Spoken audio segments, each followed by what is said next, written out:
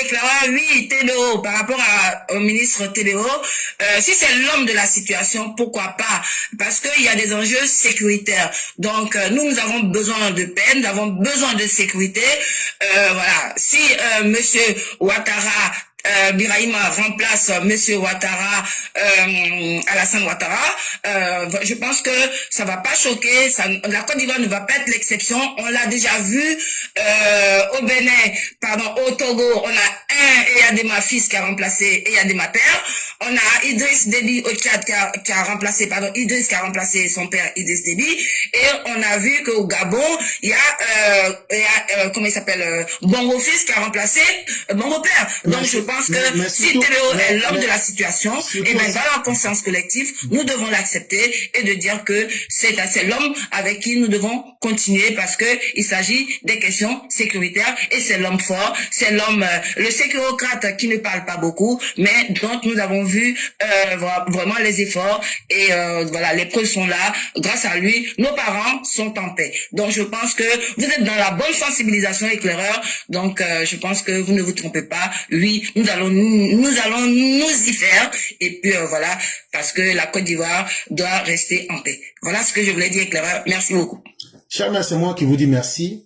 En plus de ce que vous aviez déjà dit, je souhaite aussi signaler que dans la plus grande démocratie du monde qui se trouve aux États-Unis, George Bush père a été succédé par George Bush fils. Voilà.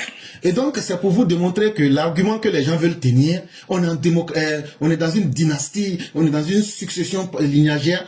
Nous avons les arguments de vous faire comprendre que non, la politique n'a rien à voir avec le droit de sang. Si le président Ouattara avait pris M. TBO comme ministre de la Défense et qu'il avait été incapable de sécuriser les Ivoiriens, on n'aurait pas tenu compte de son sang ou même du lignage pour dire qu'il a été inefficace. Et donc, nous ici, nous parlons d'efficacité. Et aujourd'hui, là, dans les 10-20 années à venir, si nous demeurons dans la configuration dans laquelle on est aujourd'hui, que ce soit au plan mondial ou bien que ce soit au plan sous-régional, ceux qui seront les dirigeants de ces pays-là doivent être des gens de poigne qui sont capables d'assurer la sécurité intérieure et au-delà de leurs frontières.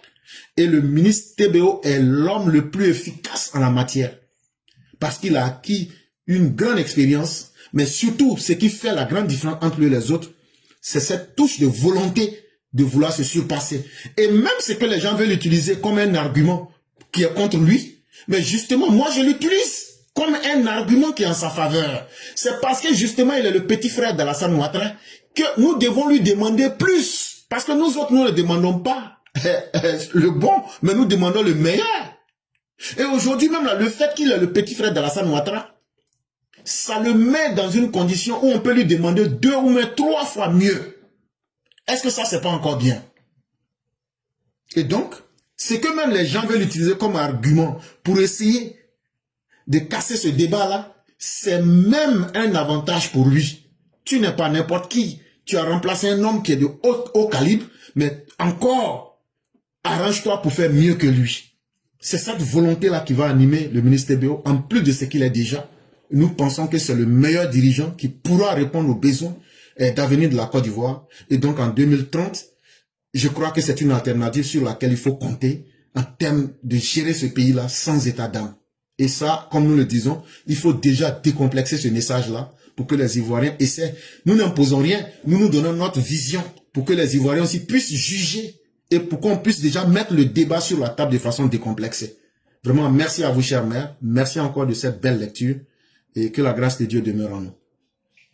Amen. Merci beaucoup. Bonne suite d'émission à tous. Je vous en prie, chère mère. Bon week-end à vous surtout. Merci. Pareillement. Okay.